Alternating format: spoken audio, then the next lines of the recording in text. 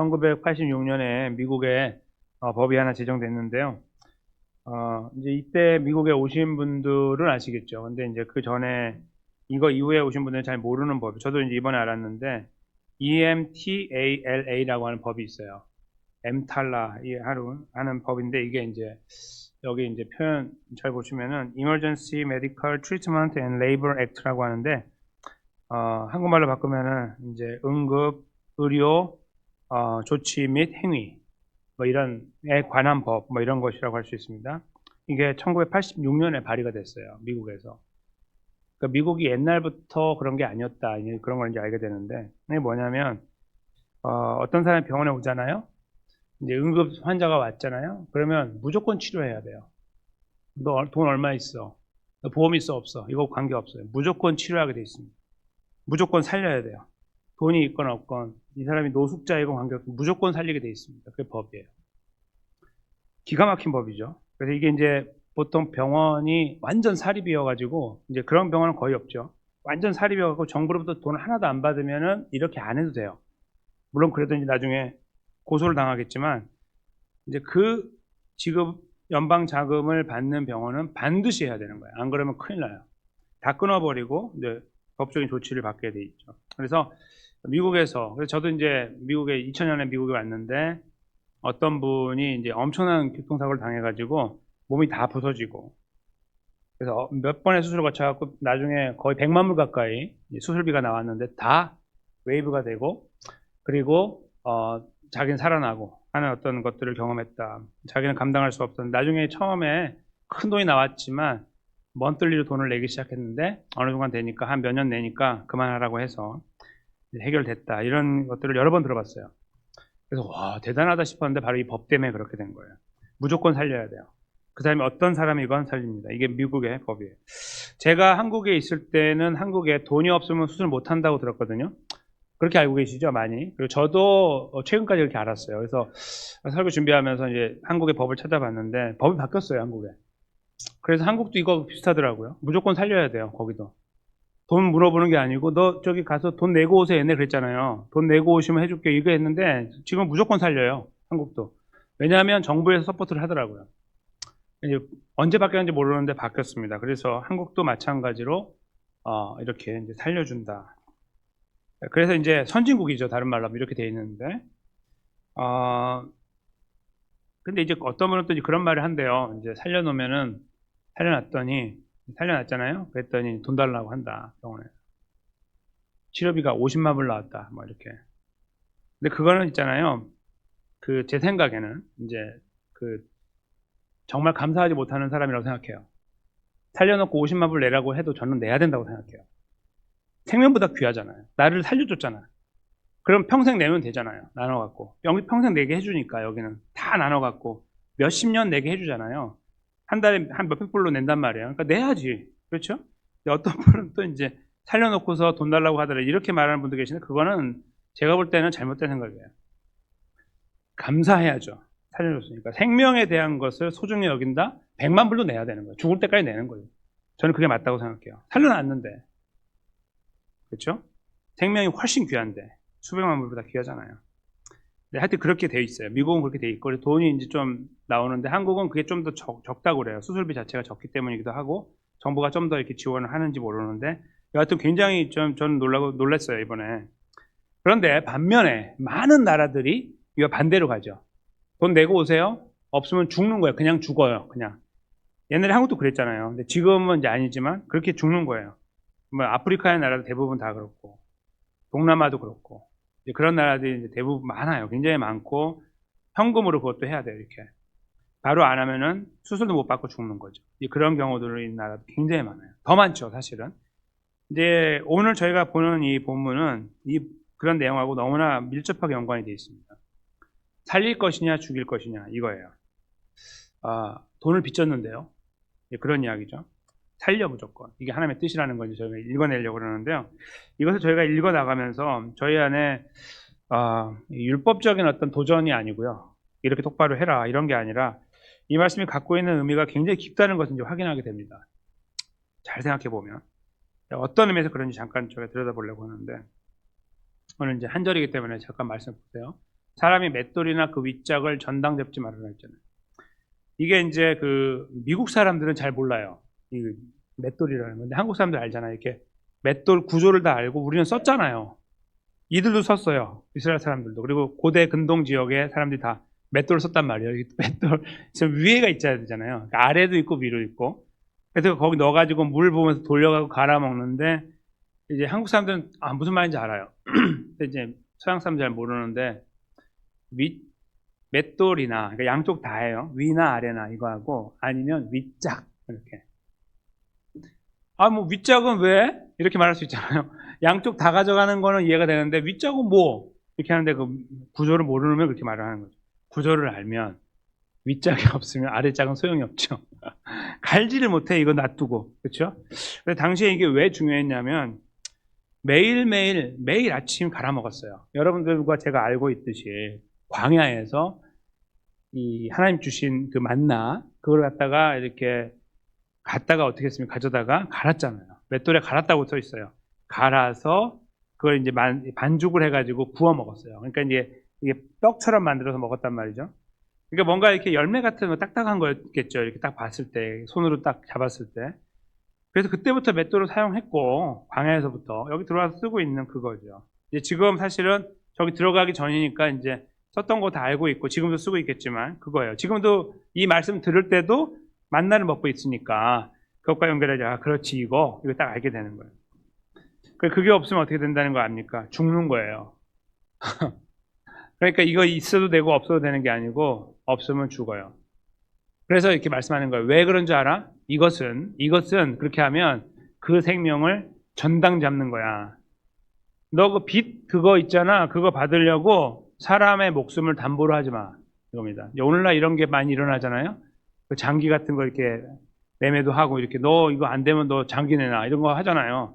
그런 거 원래 하면 안 되는 거예요. 하나님 말씀에. 정말 있잖아요. 뭐 인터넷에 그런 분이 혹시 계실지 모르겠지만 이 말씀 듣는 분은요 하면 안 됩니다. 우리 교회는 없고요.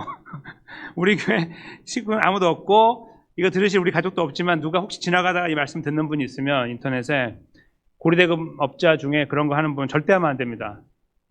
하나님 백성들은 차라리 그냥 비즈니스를 접으세요. 하나님이 살려주시니까 절대 하면 안 되는 거예요. 근데 생명을 전당 잡아서 하는 것을 하지 마라. 명확하게 말씀하신 거예요. 여기서 말하는 그 생명이라는 말이요. 원래 이제 히브리어를 보면 이게 살기 위해 필요한 의미가 있어요. 그러니까 그냥 이렇게 살아있는 생명도 있는데요.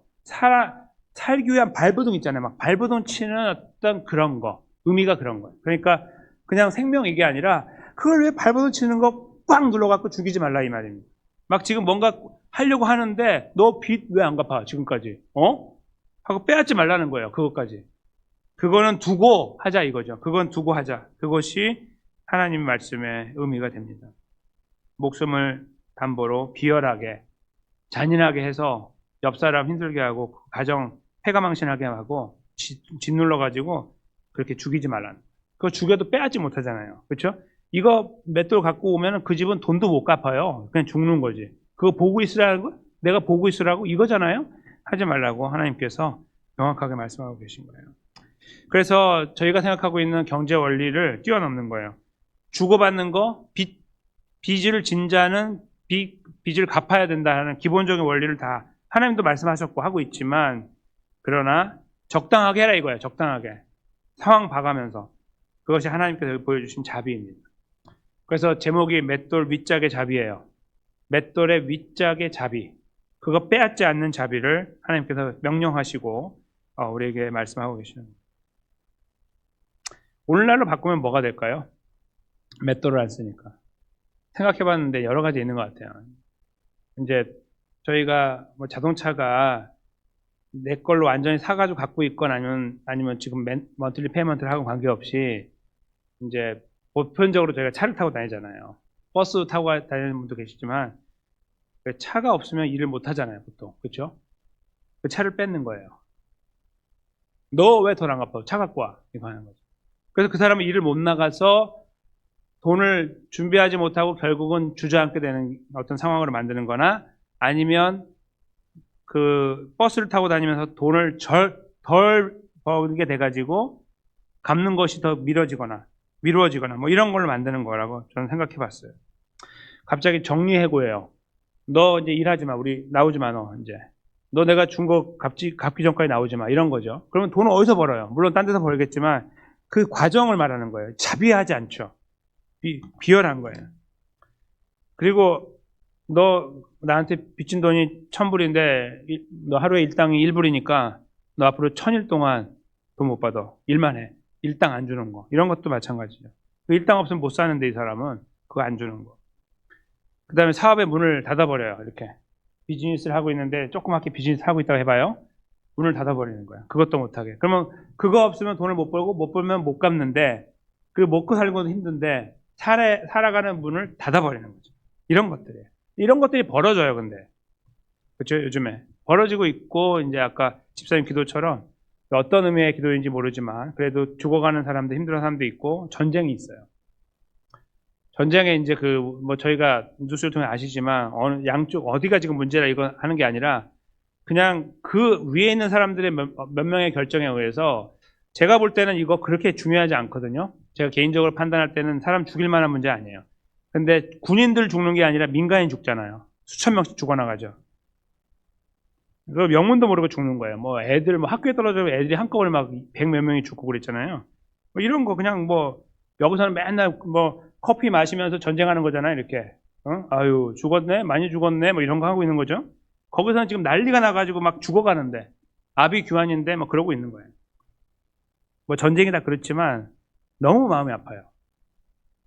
여하튼 그런 것들이에요 다. 근데 그게 다 사실은 이 이해관계 가지고 뭐 서로 이렇게 하면서 그냥 죽여버리는 거예요 완전히. 그 찍소리도 못하게 만드는 거고. 그렇죠? 하나님은 그거 너무 싫어하는 거예요. 하지 말라고.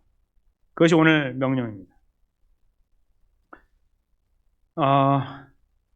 저희가 이렇게 이 명령을 듣고서 생각하는 것이 첫 번째로 이제 하나님께서 이스라엘 백성들에게 행하신 일이에요. 하나님께서 왜 이렇게 명령하셨는가를 이제 생각해 볼 때 나오는 이야기인데, 하나님께서 지금까지 이스라엘 백성과 이제 광야 40년만 생각해 봐요. 거기에서 이스라엘 백성들하고 하나님과의 관계에서 얼마나 이스라엘 백성들이 하나님과의 관계를 성실하게 이루어 왔는가, 응? 그 역할을 이행해 왔는가 이런 걸 생각해 보세요. 그게 이제 불순종이라는 어떤 그런 내용으로만 잠깐 생각해 보면요, 순종하지 않았다는 것만 하나님의 자비하심이 역력하게 드러나죠. 야, 너 맷돌 2개 다 갖고 와. 이게 하나님이 이스라엘 백성들에게 하셔야 될 일이야. 만나 주시고 고기 주시고 붙잡아 주시고 보호해 주시고 과정 오는데 계속 거부하고 살고 이런 거 있잖아요. 그런 거 바라보시는 하나님의 마음을 헤아리면 맷돌이 벌써 옛날에 뺏겨야 되죠. 맷돌은 옛날에 뺏겼어야 되고 다 지금 아사해야 돼. 굶어 죽어야 돼요. 그냥 말라가지고 그럴 거죠. 그러니까 이스라엘 백성들에게 이 말씀을 하시면 그들의 마음속에서 그들이 느껴야 되는 기본적인 이해는 무슨 이런 명령을 그런 게 아니라 그렇지 하나님께서 우리에게 이렇게 하셨지를 떠올려야 된다는 겁니다. 뭐 그들은 그렇게 안 했지만 그것이 저는 이제 하나님께서 이스라엘 백성들에게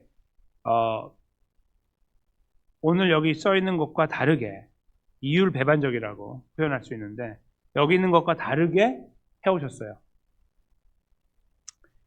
그들은 그러니까 맷돌이 뺏겼어야 되는데 뺏지 않고 오셨고 그리고 여기에서 명령하신 그대로 그들에게 행하여 주셨죠. 그러니까 그들은 자기들의 삶을 돌아보면서 맷돌 윗짝의 자비를 떠올려 봐야 된다 하는 것입니다. 하지 못했지만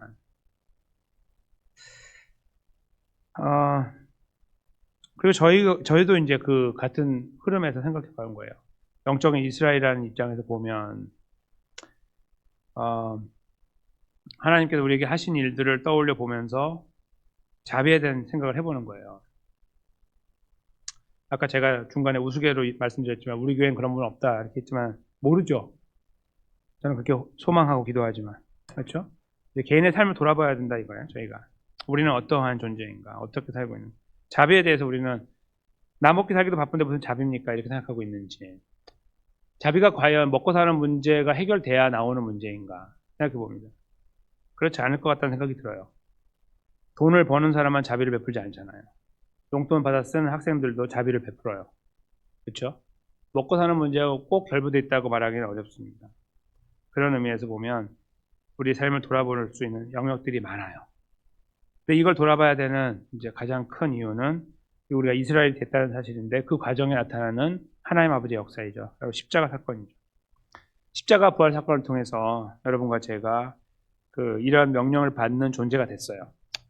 그렇죠? 이 명령은 아무에게 주는 명령이 아니라 이스라엘에게 주셨고 하나님의 은혜를 경험했던 사람들에게만 주는 거예요.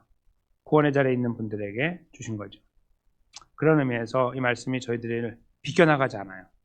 우리가 비껴나가면 안 되고 이거 나한테 해당되지 않네 이렇게 말하면 안 된다는 말씀. 우리 모두가 우리 것으로 받아야 되는 말씀이에요. 그리고 우리를 돌아봐야 되는 말씀입니다.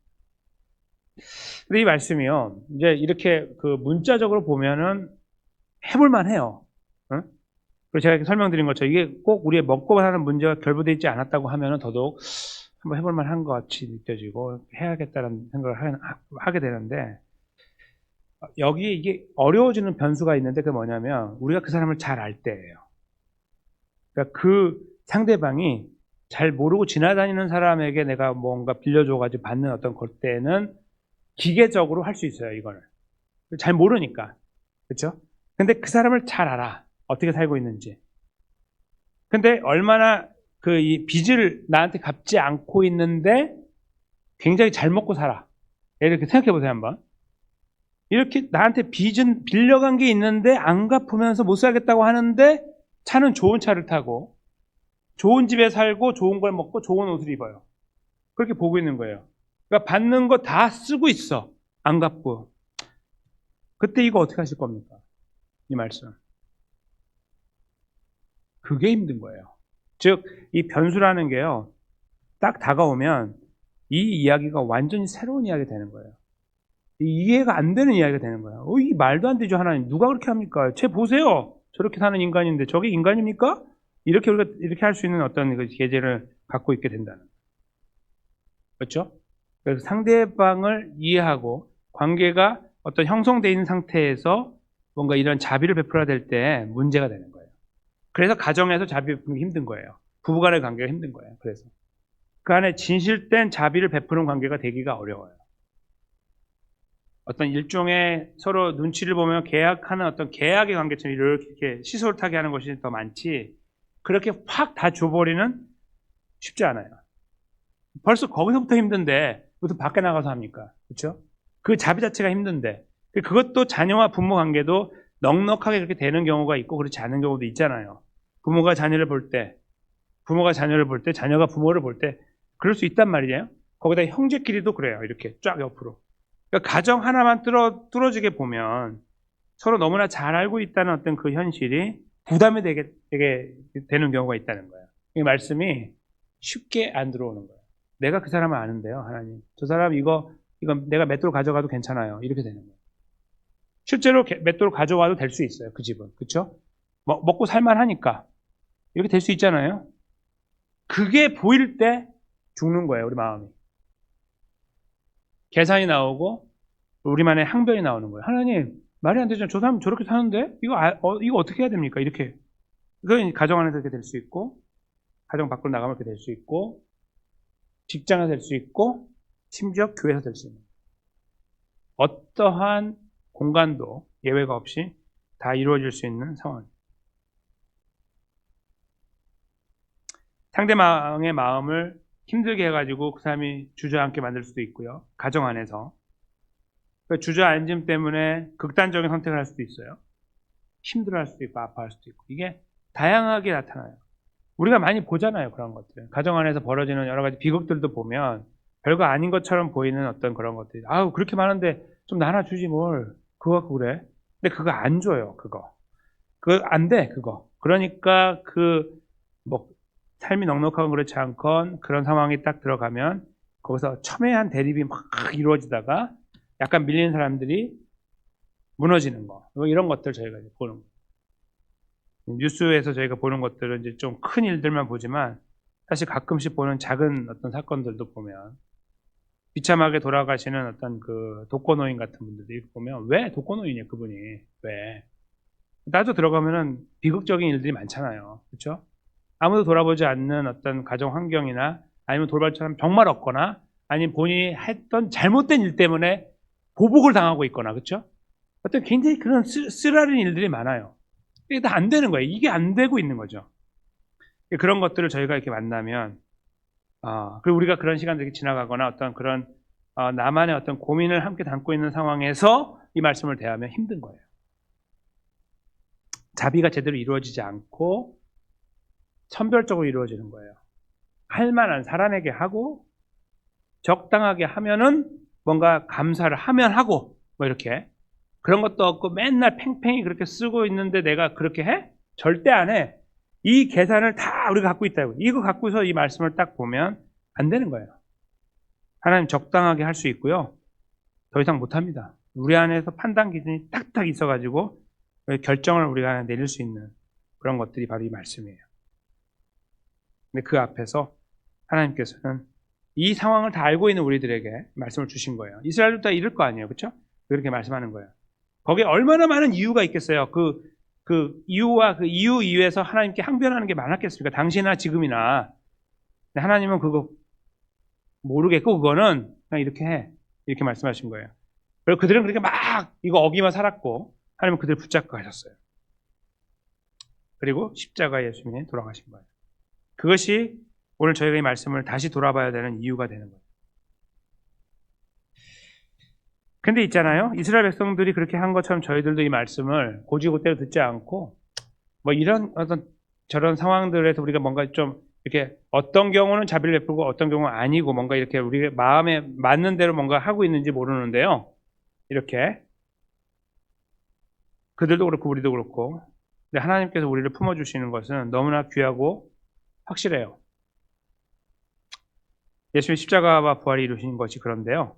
잠깐만 이 부분만 돌아보고 우리가 맞췄으면 좋겠는데 누가복음 23장 34절에 여기 앞에 이게 기가 막힌 거죠. 한번 저희가 잠깐 읽겠습니다. 이에 예수께서 이르시되 아버지 저들을 사하여 주옵소서 자기들이 하는 것을 알지 못함이니라 하시더라. 아멘. 이거예요. 이게 자비예요. 우리는 절대 못해요. 절대. 하나님만 하시는 거예요. 특별히 예수님께서 하신 거죠. 자기를 이제 지금 이게 매달아 놓고서 지금 아래서 저주하고 있는 사람들을 위해 하신 거잖아요. 비아냥거리고 있는. 저까지 게 뭔데 우리가 두려워했지? 아무것도 아니네. 큰일 날 뻔했네. 이까짓 게, 죽어가는 거죠. 아무것도 아니잖아. 이렇게 보고 있는 거. 그 비열한 눈길 앞에서 그 느끼고 있는 예수님의 자존심을 생각해 보세요. 하나님이니까 넘어가겠지. 이게 아니고요. 100% 인간으로 예수님으로서 딱 한번 보시는 거예요. 하나님의 자비를 아주 잘 표현한 부분이라고 저는 믿어요, 이게. 그러니까 이스라엘 백성들이 이 말씀을 한 귀로 듣고 한 귀로 흘러버리거나 아예 막아버리고 안 듣고 살았거나 한 관계없이 이스라엘 역사를 유지하시고 예수님 보내주신 것처럼 우리가 살아가는 이 삶에서도 우리는 하나님 이거 안 돼요. 우리가 막 우리 마음대로 막 평가해가지고 레벨을 나누고 뭔가 이렇게 하고 있는 이 와중에 하나님께서 우리를 향해 하시는 자비는 이거라고요.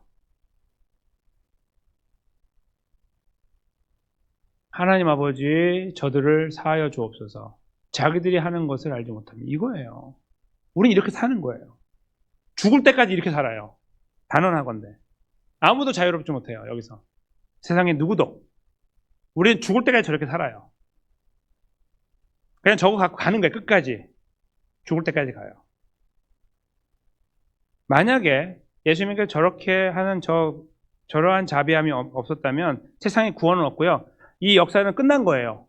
예수님 십자가 돌아가고 말고 다 끝난 거예요. 이게 뭐예요, 이게? 아무것도 없지. 자비가 없는데. 그렇죠? 근데 예수님 저렇게 기도하시고 저렇게 말씀하시고 십자가에서 돌아가셨어요. 자비의 절정이죠. 오늘 하나님께서 맷돌 윗짝 그거 가져가지 마. 말씀하실 때 케이스 바이 케이스죠, 하나님. 케이스 바이 케이스. 아세요? 케이스 바이 케이스. 이렇게 하고 살아가는 우리들, 이거 바꾸라고 안 바꾸는데, 안 바꿔, 이거. 절대 안 바꿉니다. 우리 이거 바꾸려고 하지만 못 바꿔요?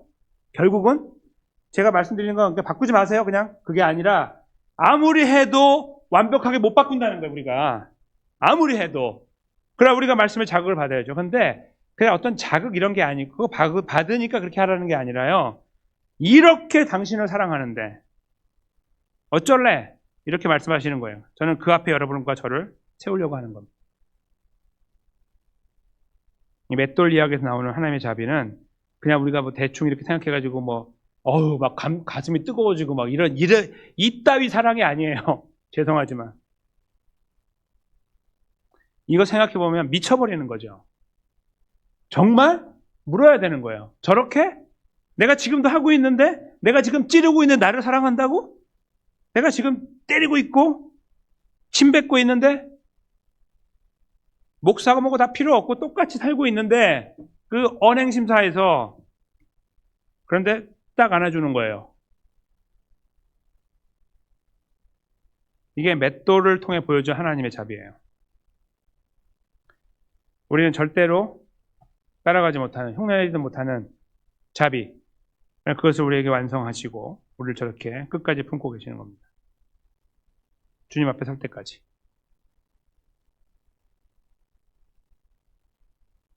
좀 가벼운 눈물을 흘릴 때가 아니고요. 지금은 좀 우리 머리를 써서 생각해 봐야 되는 거예요. 이게 도대체 무슨 말이야 이게. 저희가 이 자비를 조금 깊이 느끼잖아요. 그러면 이렇게 되는 게 아니에요. 자비를 느낀다고 이렇게 되는 게 아니고요. 자비를 느끼잖아요. 그럼 우리가 그 자비하신 하나님 앞에 나아가게 돼요. 겸허하게. 옷을 이렇게 가렸던 거 다 벗고 발가벗고 가는 거예요. 뭐 하나님 그래도 나 이만큼 하잖아요. 뭐 여기 하나 걸치고 여기 이거 걸치고 이런 거 있죠? 다 벗는 거예요. 그냥 가는 거죠. 그렇게 돼요. 뭔가 이렇게 뭔가 이렇게 획기적인 게 아니고 그냥 조용히 옷을 벗게 되는 거예요. 그 앞에. 아무것도 아닌 우리를 벗는 거예요. 그리고 그 자비하심 앞에 우리를 맡기는 거죠. 너무나 고귀한 자비하심 앞에 우리를 던져버리는 거예요. 하나님, 저에게 자비하심을 베풀어 주세요. 이렇게 기도하는 거죠. 더 깊이. 근데 그 기도가 깊어질 때 우리가 어디까지 나가게 되냐면 우리의 삶을 맡기게 돼요. 더 깊이. 그러니까 이렇게 형식적으로 맡기는 게 아니에요. 하나님 도와주세요. 오늘도 지켜주세요. 이런 게 아니고요. 그 진짜 문제를 만났을 때, 이 진짜 문제, 이걸 맡기는 거예요. 하나님, 이걸 저 감당 못합니다. 이게 어떤 획기적인 변화가 돼가지고 확 좋아지는 어떤 그런 걸 기도하죠. 어떤 의미에요, 저희가? 그런 것들에 기대는 게 아니고요. 그 문제 자체가 너무 큰데 그냥 아버지께 갖고 가는 거예요, 이렇게. 이게 다 맡겨드리는 거예요. 끝! 그게 이렇게 되건 거기에 주목하고 가는 게 아니고요. 그 위대한 자비하심 앞에 내가 그 자비를 입은 자라는 생각 앞에 고백 앞에 서면 그렇게 드리는 거예요. 모든 것을. 그런 자리에 서게 된다고 저는 확신합니다. 3일간의 걸음 빡빡하죠? 또 가야 돼요, 거기로. 그 스트레스 받는 상황과 압박 속에 가야 돼요. 그렇죠? 그 상황 속에요. 가시긴 가시는데 그 상황을 맡기는데 어떤 변화를 우리가 추구하고 기도하는데 근데 그 맡겨드리는 대상에 대한 생각을 해보세요. 나를 향해 자비를 끝까지 베푸시는 분. 그 놀라운 자비가요. 여러분과 저의 안에 항상 있어요. 우리를 이렇게 착 붙잡고 있는 거예요. 그 자비하심 앞에 우리가 서서 우리의 모든 것들을 맡겨드리고 또 걸어갔으면 좋겠어요. 다시 쳇바퀴 도는 것처럼 그 현상으로 들어가지만 그 자리에서 다시 그 신비하시고 풍성하신 자비하심을 느끼게 해달라고. 그 앞에 묵묵히 서게 해달라고. 진득하게 설 수 있도록 해달라고. 기도하면서 그 걸음을 걸어가는 거죠. 저와 여러분이 다시 그런 은혜 가운데 그 자비하심의 풍성하고 기쁨 속에 세워졌으면 좋겠어요. 다른 어떤 것이 아니라. 그것을 깊이 경험하면서 나머지 3일간의 걸음을 주님 은혜 안에서 걸어가게 되시는 저와 여러분의 고귀한 걸음이 되시기를 예수님의 이름으로 간절히 축원합니다.